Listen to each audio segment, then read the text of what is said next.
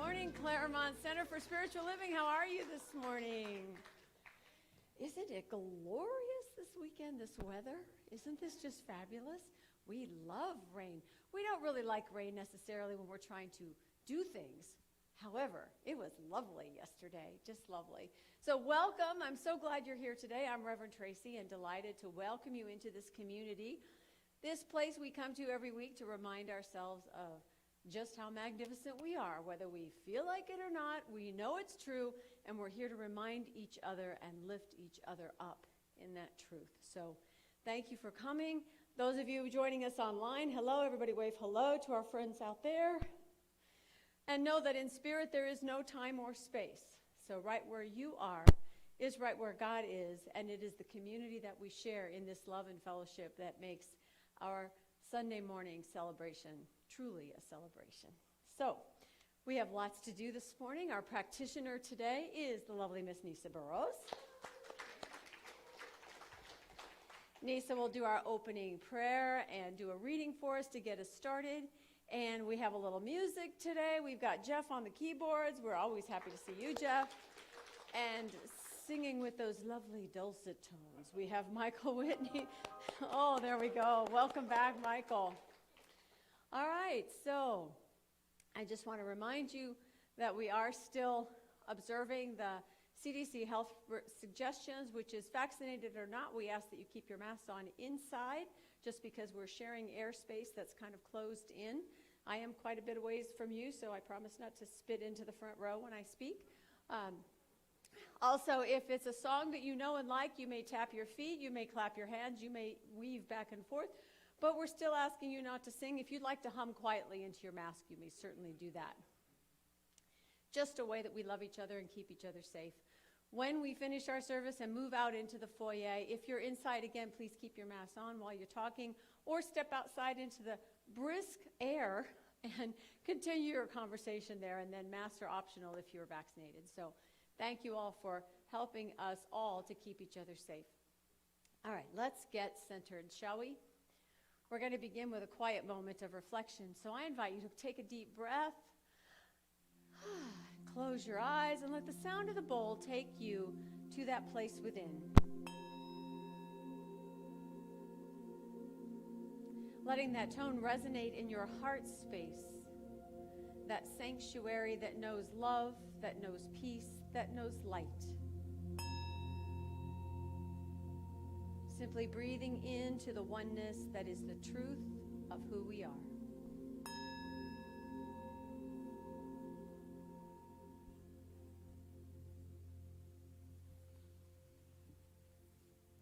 And we deepen into this inner space, into the truth of who we are, into that creative center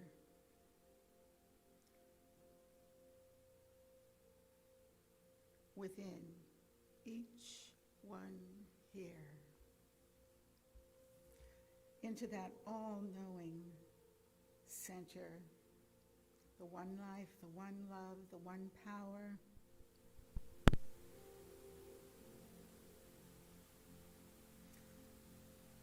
And as we breathe into this creative space, I invite you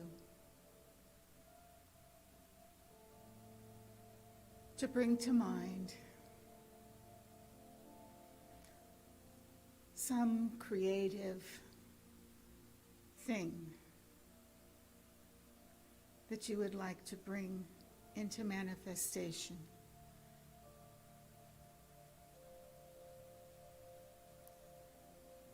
It can be something already there that you want to deepen into, or some new endeavor, some new creative thing you wish to manifest. We focus upon that which we wish to bring into greater and greater expression through us. opening to divine mind.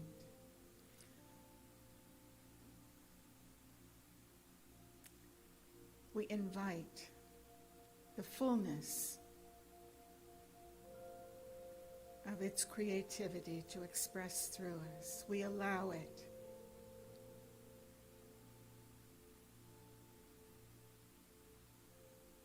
We align.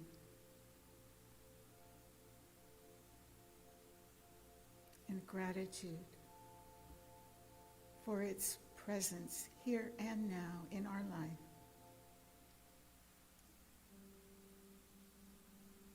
We know it is so, and so it is.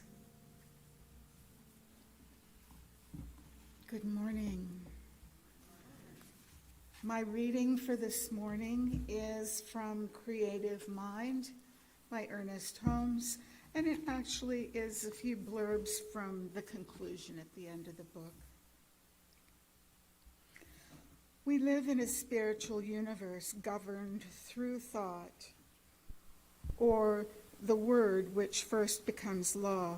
This law creates what we call matter. Jesus Christ discerned the truth about spiritual principles more than any other man who ever lived, and he proclaimed the eternal reign of law and understanding, absolute, complete, perfect, and he found that law to be operative through his own thought and the power of his own word. We live, move, and have our being in what we call an infinite mind, an infinite creative mind, also infinitely receptive, operative, omnipotent, and all-knowing. And we have learned that this mind presses against us on all sides, flows through us, and becomes operative through our thinking. All thought is law, and all law is mind in action. And the word which you speak today is the law which shall govern your life tomorrow, as the word which you spoke consciously or unconsciously yesterday is absolutely governing your life today. As metaphysicians, then, we are not dealing with a material nor denying a manifest universe, but we are claiming that the manifestation is the result of the interactivity of the mind. And if we wish for a definite manifestation, we must produce a definite interactivity. You and I, then, are not dealing with conditions, but with mental and spiritual law. Your word is all-powerful. Your consciousness is one with omnipotence. Your thought is infinite. Your destiny is eternal, and your home is everlasting heaven. Realize the truth. I am living in a perfect universe. It always was perfect and always will be perfect. There never was a mistake made. There are no mistakes being made, and there never will be. I live in the great and eternal universe of perfection, from cause to effect, from beginning to end. The world is all right, and I know it.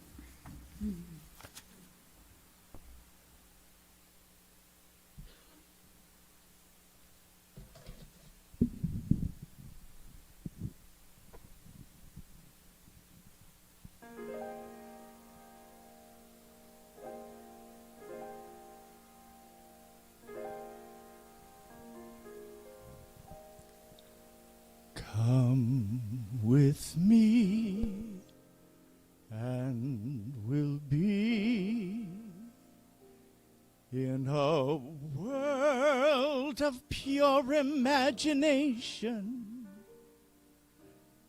Take a look, and you'll see into your imagination. We'll begin with a spin, traveling in a world of our creation. What we'll see will defy explanation. If you want to view paradise, simply look around and view it. Anything you want to, do it.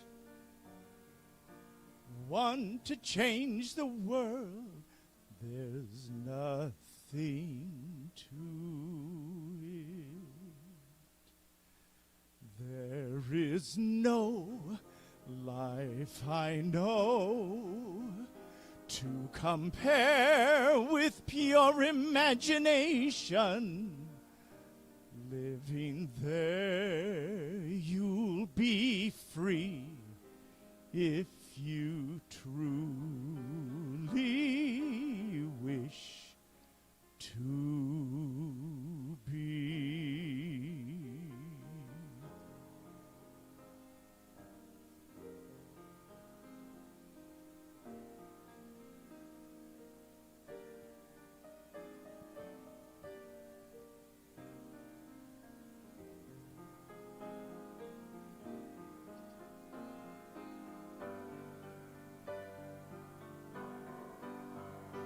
Now, if you want to view paradise, simply look around and view it.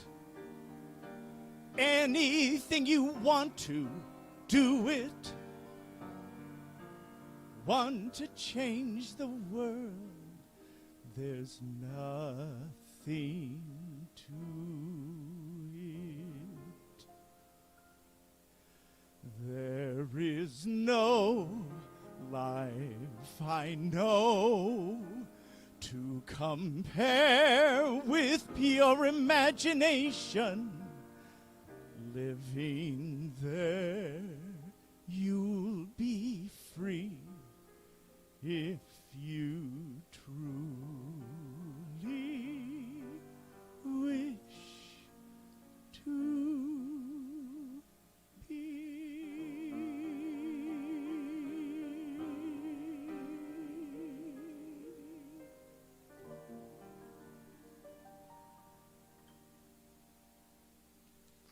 Thank you. Thank you, Michael. So I want to start by lighting our candle. We've working with a theme this month called Raking Leaves, and it's about our willingness to participate in the changes of the seasons. You know, some of us are summer advocates, some of us prefer springtime. There's a few of us that really like the fall.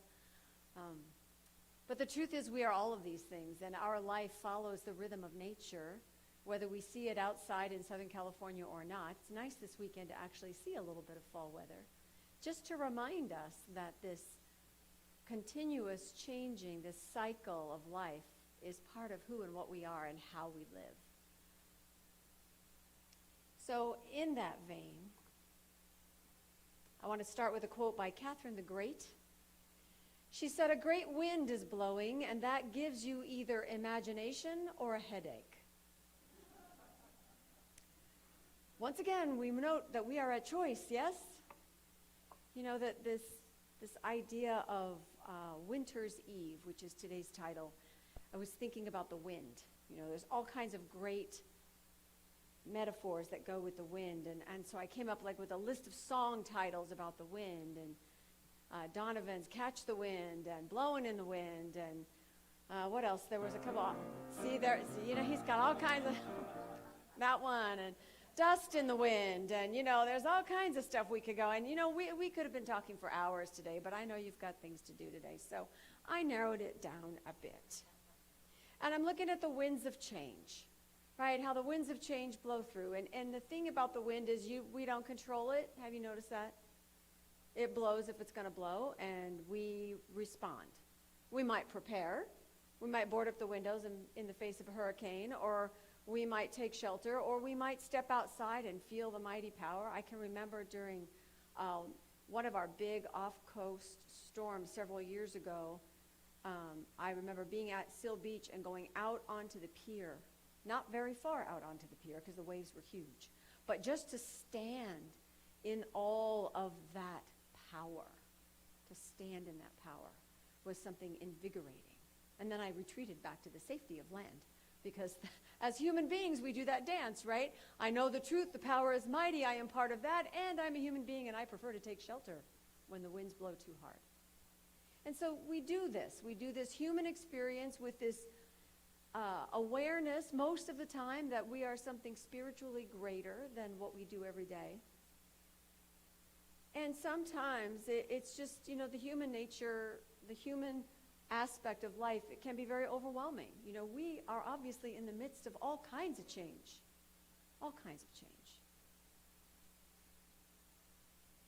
It helps us if we can remember, or we can choose to see the wind as the breath of spirit.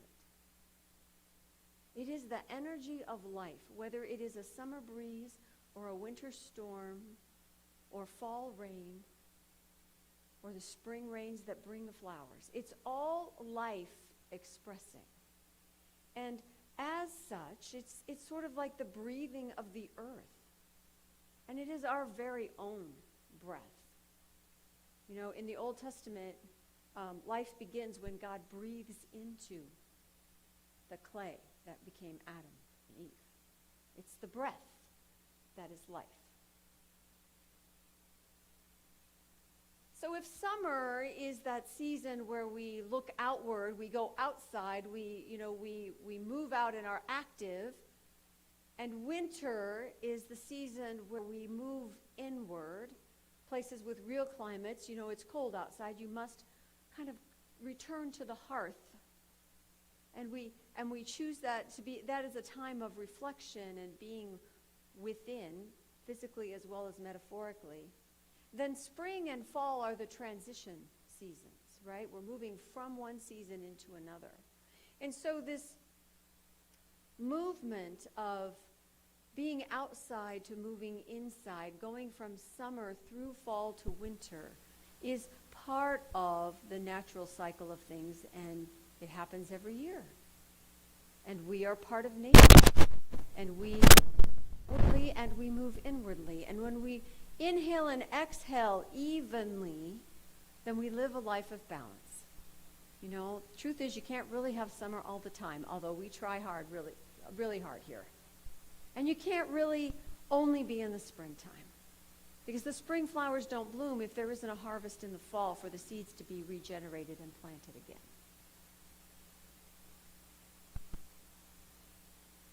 The thing is, this human nature, nothing ever stops. We're always going. We have to figure stuff out. There's problems to solve, and things get big and challenging and confusing and chaotic. That energy can sweep us up until we can't see anything else. But Swami Vivekananda says the wind of divine grace is always blowing. Whenever you do anything, do it with your whole heart concentrated on it. Think day and night of the essence of that supreme being, that consciousness, that bliss.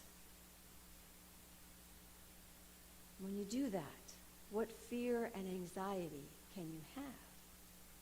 It's the same thing that we teach in Science of Mind, and Ernest Holmes says it this way: there are going to be changes in our lives from hour to hour and day to day.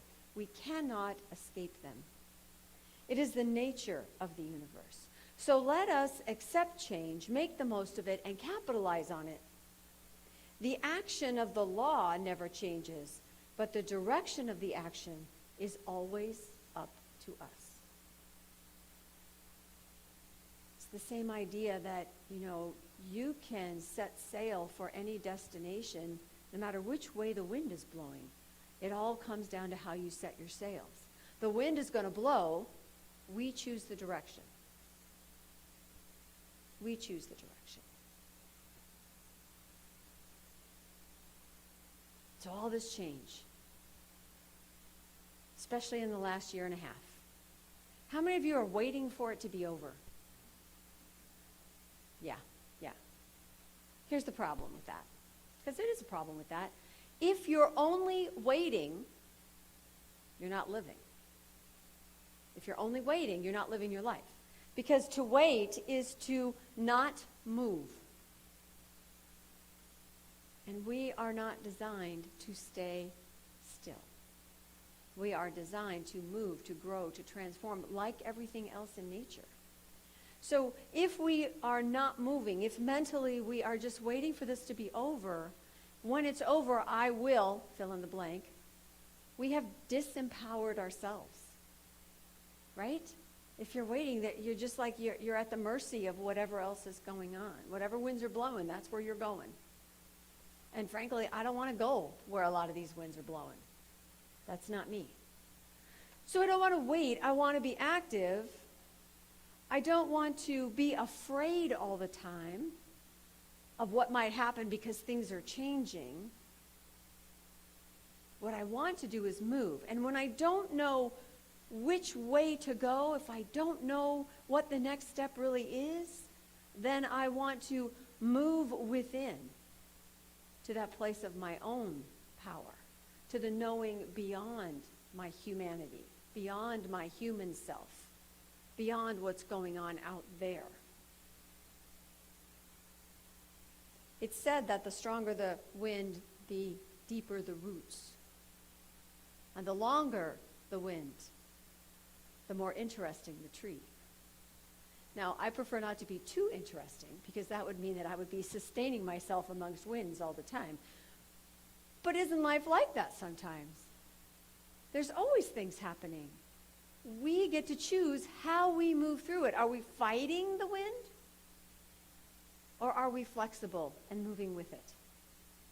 Nature tells us to be flexible. It's the willow that survives the heavy-duty storm.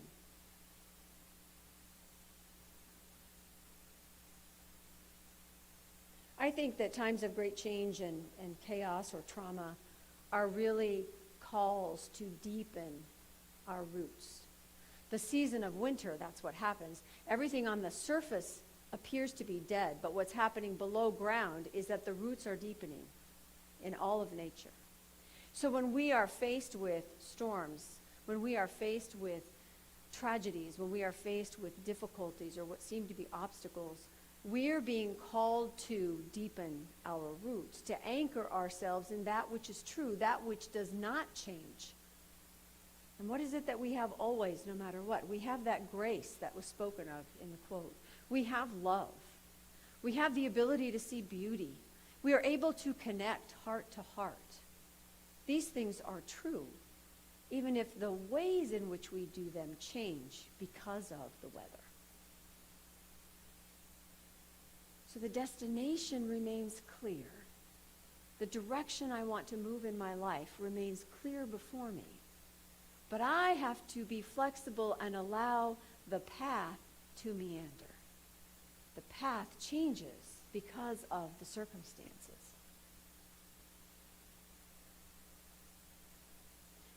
So one of the new directions happening in my life that I would not have, not that I didn't see it coming, but I didn't see it coming, is my mom. She's 81. She has physical challenges. She needs more care now than she used to.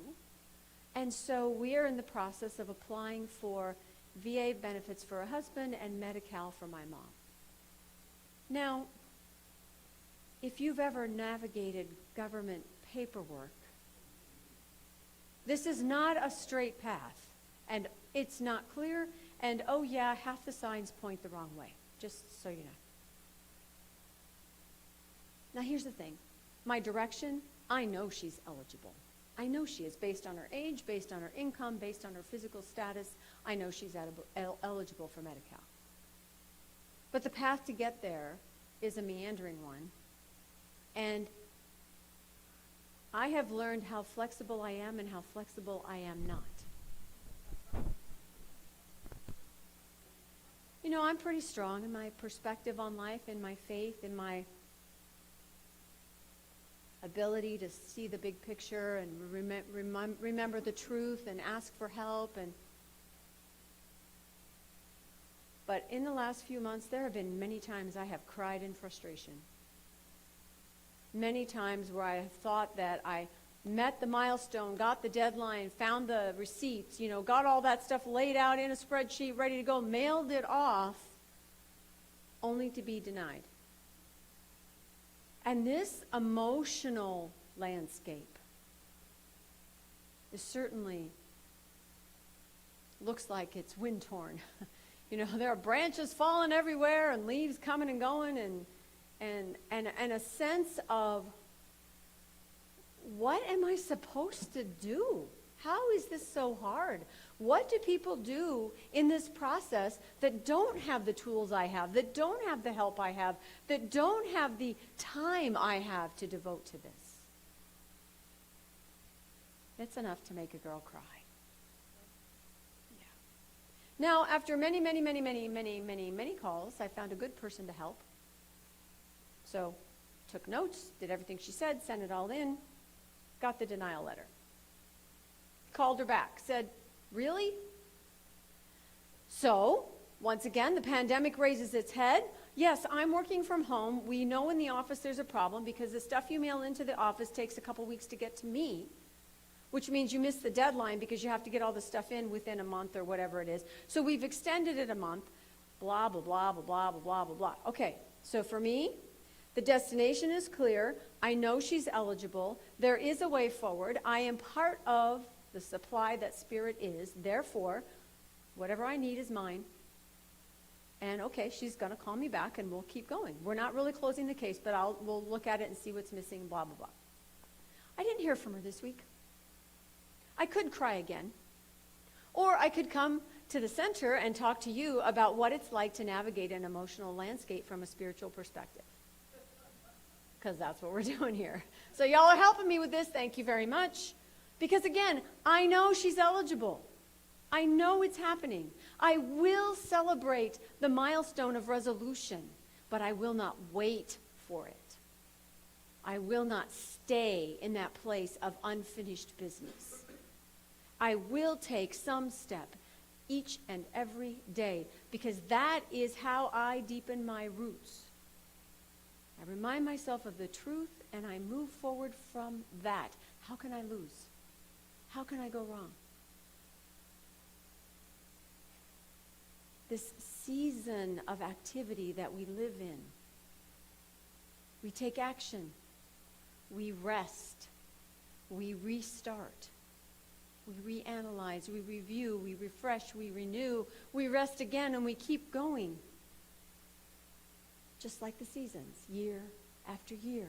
Just like our own breathing, in and out, and in again, and out again, because we need both in order to live. It's the same for any situation, whether it's a marriage, or how to love your kids best, or what to do with your finances. It's an action, a rest, a restart. It's a remembering of a greater truth and then taking action from a place of clear intention, no matter what the path looks like from here. You all know in your own lives that you've traveled some crazy aspect of some journey, and when you get to the other side and you turn around and look back, you go, wow, but I made it, I'm here, right? So I'm trusting from this vantage point that I am here and that it is resolved and that the truth that I know shows up for me, as me, through me, always. And if it's true for me, it's true for all of you. Tyler Gregson is a poet and an author, and he said, "The storms will come and the winds will rise and the gusts will threaten to pull you from your roots." Can you say COVID? Let the winds come. Let them rage and know that you will not break in the breeze. You will bend. Bend. Always bend, because you are made of more strength than you know, because you are better than the breaking. This is our truth. This is what we know in our heart of hearts. This is what carries us through our darkest times. Deepak Chopra says that thoughts come and go like leaves in the wind, but the core of consciousness is forever. And that's really what we're talking about here. You know, leaves come and go with the seasons. So do people. So do ideas. So do habits and daily routines. What worked for us before doesn't work for us anymore. We let it go. We start something new. And we are renewed by that. That's the nature of life. That's our nature. We don't like to let go, do we? There's comfort in the familiar. But I'm really getting it in my bones that wherever it is we are on this path now, this post-pandemic, almost post-pandemic path, that we're not returning to how we were before. That we must and are creating something new. That from where we come from and now, where we are going is open. And that's a good thing. I don't need my old habits back. They would be comfortable. They would be familiar. Part of me would really just kind of go, phew, finally. But that's not growth. That's not change. That's not our nature. And so we are automatically having to create and create again and create again. And it's okay. Because whatever wind comes along, we can and will adapt. We will bend. We will be creative. We don't have to let the world pull us in some other direction. And the way that we do that is we must take time to go within on a regular basis. We have to tap into that part of us that knows that as busy as we are, there's a stillness at the core. There's a consciousness in me that remembers the truth. That even here, even now, no matter what I'm looking at, Spirit is at work. And that is my truth. And when I am infused with that awareness, when I feel that in my bones, then I don't have to worry about what the right thing to do is or what the next step is to take. It's simply the next step I take. That's the right one. Because I am coming from a place of inner knowing, which is greater than any breaking out in the world. So those strong winds deepen our practice. The harder it seems to get through the day, the more time you want to spend going within. That's how we deepen our roots. That's what winter does. The harshest winter, the harshest weather outside forces life underground. You've all seen the picture of the iceberg, right? There's this ice mountain on top of the water, and below the water there's like miles of ice. That's what us winter do. Anchor us no matter what the weather. Wim Hof has this great image. He says, your practice should be strengthened by the difficult situations you encounter, just as a bonfire in a strong wind is not blown out, but blazes even brighter.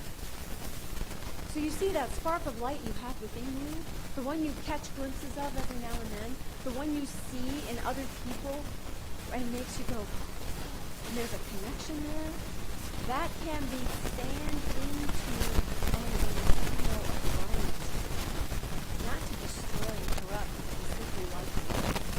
To simply create warmth and heat.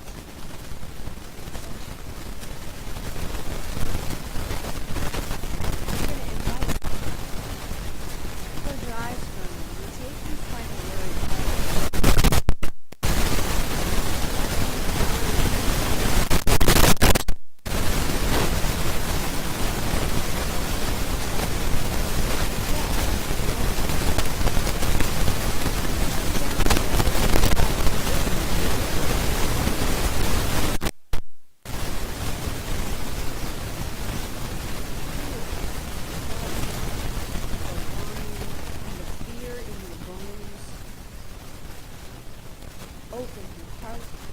who you are right now. Not who you would like to be. Not the saint you are striving to become. But the being right here before you, inside you, all around you. All of you is holy. You are already more and less than whatever you can know. So breathe out. Look in. Let go. And we fly. Namaste.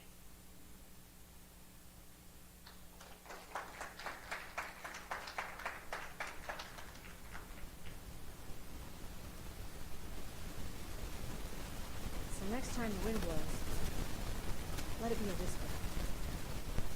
A little spiritual whisper in your life, reminding you, go deep. All right, I'm going to invite you to join me in saying the affirmation. It's inside your bulletin. And as we have been doing since we're live streaming at the same time, I will say part of the line and ask you to repeat it after me. I bend with the storms of life and remain firmly rooted in the divine power within me. And so it is. Please, Michael.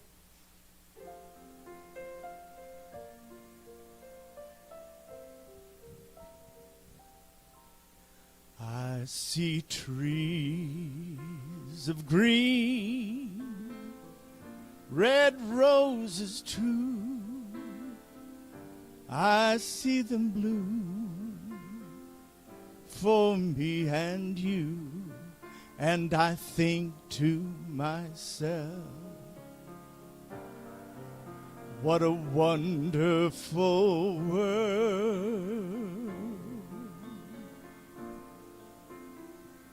I see skies of blue, clouds of white, the bright blessed day, the dark sacred night. And I think to myself, what a wonderful world.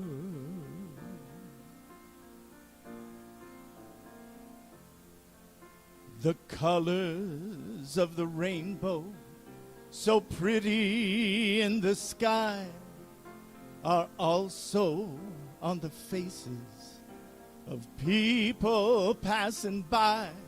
I see friends shaking hands, saying, how do you do? They're really saying, I love you. I hear babies cry. I'll watch them grow. They'll learn much more than I'll ever know. And I think to myself, what a wonderful world.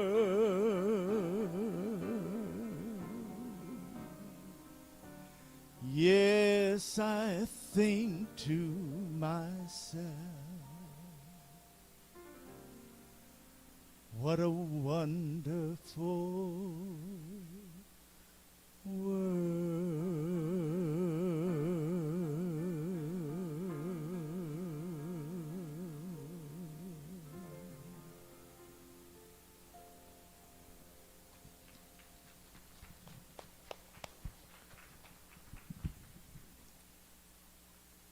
Okay, so I want to first, before we get into our invitations, thank all of you for your continued contributions.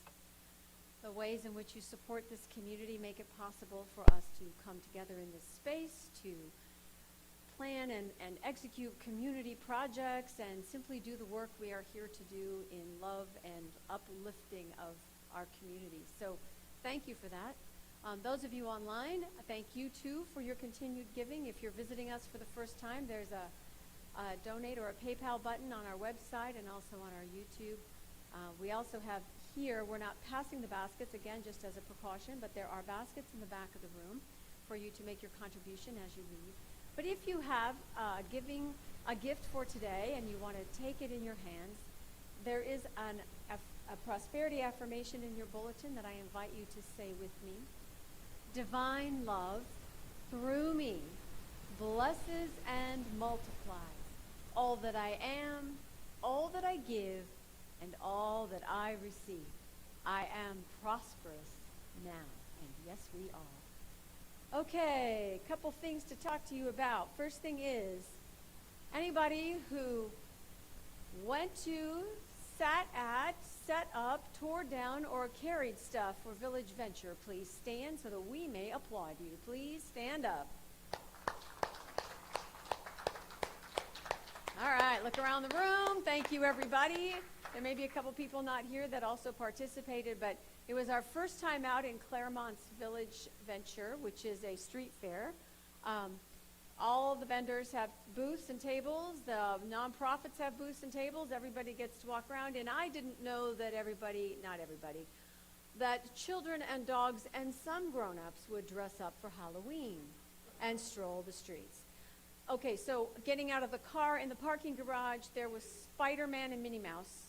You know, they were about this tall. That was good. But the guy walking across the street in the crosswalk when I was turning, wearing his bathrobe, kind of scared me because I didn't know then what we were doing. But then once we got into it, you know, there was all kinds of, shall we say, colorful ideas of how to dress up. And the street fair was a success. Now, we had a good time. Yes, it was cold and rainy. It didn't really matter. We had nice traffic at our booth. We got to talk to a few people. I see a couple of our visitors are actually here this morning. Welcome. And I think we had a lot of fun, and we started making a list while we were sitting there of all the things we wanted to do next year. Because we already know there's more we can do, there's things we can fix, there's things we could be better at, there's ways of being visible. You know, Doubletree kind of has the right idea. They were right across from us. Their entire table didn't have anything about the hotel on it. It was filled with cookies.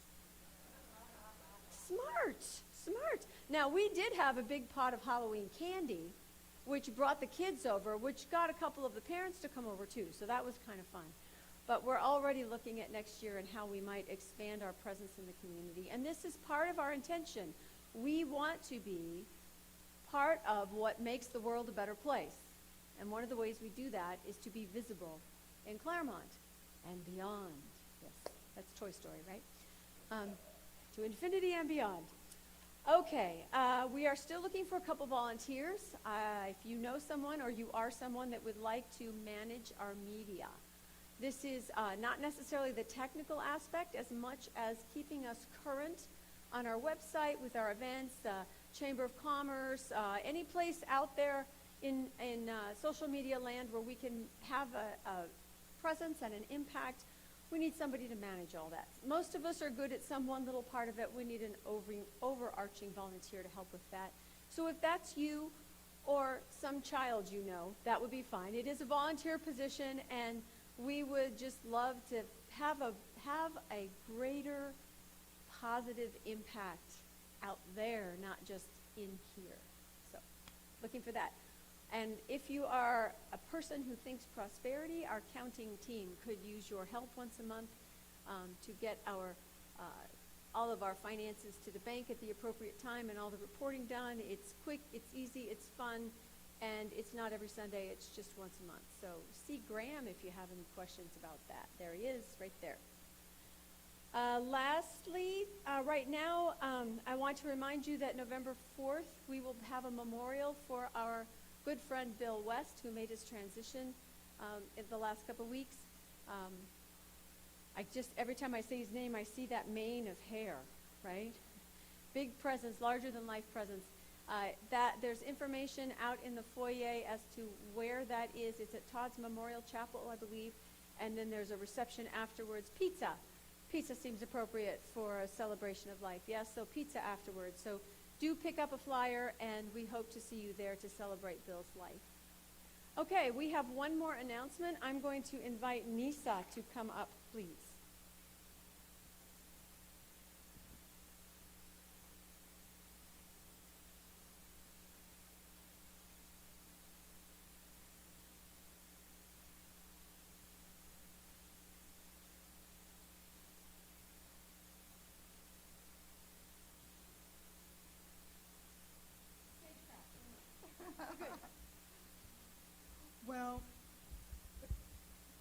last year, you may have, when we were during the COVID thing and everybody was not allowed to come here, you probably, if you tuned in to watch Reverend Tracy, and you probably know, those of you who are here know that a different practitioner comes up on the stage and functions as practitioner of the week for the whole week.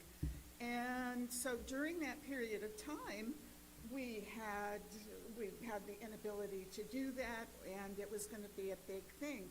And so there was a mystery practitioner who who appeared online, and that would be Pat Richards. And if you would like to stand up. Not only that, if you would please come up here.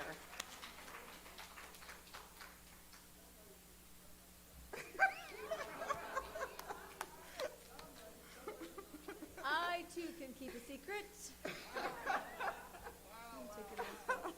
So the practitioners are deeply in your debt. Oh my gosh. Deeply appreciative for all of the weeks and weeks and weeks and weeks that you filled in for all of us. And so we have this several gifts for you. Oh, my heavens. Yes, and one is actually a certificate that the practitioners have signed. You guys are going to make me cry. And it is a certificate honoring you as an honorary practitioner for the Claremont Center for Spiritual Living. I don't know what your center is. I know you're a practitioner with a different center, and so we just really appreciate your gifting us with all your time and effort. And that is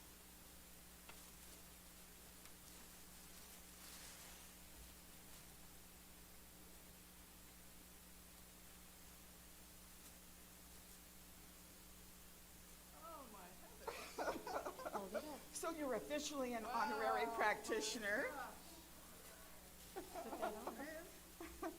And the flowers this week are dedicated to you, and I understand you like wildflowers, so these flowers are dedicated to you and you're yours to take home. Thank you so much. Thank you so much, Pat.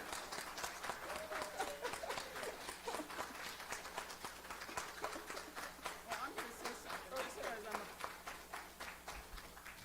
So you guys, now that I'm officially crying, I just want to say thank you all so much. It was indeed my pleasure to do this, and you have touched my heart so much. And you obviously are, for many reasons, ours and mine, just amazing community that I just love to be such a part of. I mean, Jeff was there with us the whole entire time, and so much love and so much light, and oh my gosh, we just did what we do, right? And it was indeed my pleasure and my honor, and being a practitioner is right at the heart of everything that I do, and to wear your colors and all these amazing things, just thank you so much. It's indeed my pleasure.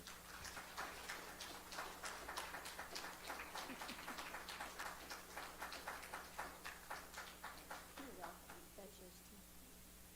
And that's why you had to come to service with me today. I'm in so much trouble, she says. Good trouble. Aren't we all supposed to get into good trouble? Yes. All right, my friends. Our practitioners actually all stood up once. If you would all stand again, please, and maybe come to the front.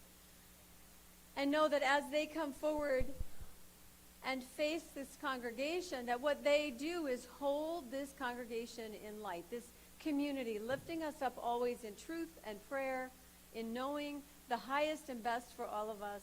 It is truly, as Pat says, who they are. This is from the heart.